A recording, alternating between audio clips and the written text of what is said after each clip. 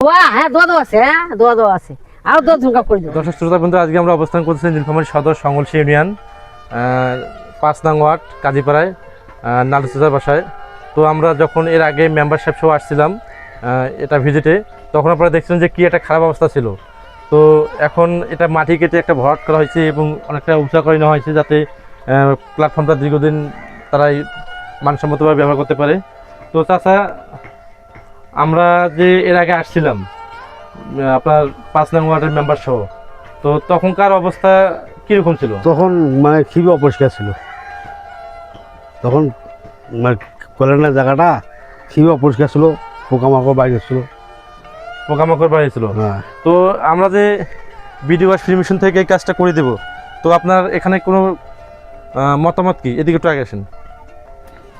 এটাতে আমাদের মতামত কি, এখানে যেটা করেছিল এটা আমাদের পক্ষে খুবই ভালো, খুবই ভালো। তো দর্শকবৃন্দ, এই কাজটা এখন আমরা স্টার্টিং করব।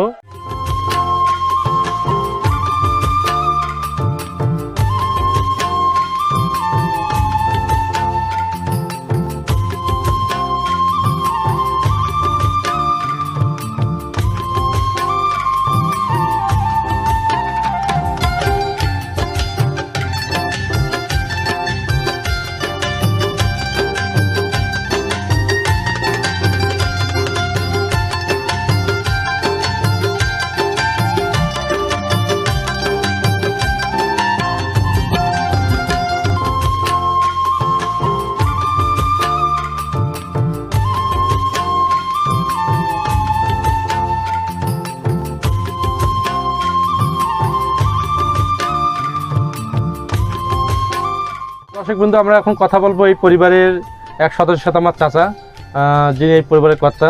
তো চাচা, আমরা যে বিডিও ফ্রি মিশন থেকে আপনাদের এই নিরাপদ প্ল্যাটফর্মটা করে দিলাম, তো এটা পেয়ে আপনার অনুভূতি কি? অনুভূতি আমার এত ভালো লাগতেছে, খুব সুন্দর। আমরা তো করি পারি না, আমার পয়সা আমার করি পারি না, পরিবেশ চাই, আমার পয়সা হয় না, জোটে না, পরিবেশে করি পারি না, অতে পানি খাই, কী করবেন? আপনারা করে দিলেন, এটাও অসংখ্য ধন্যবাদ।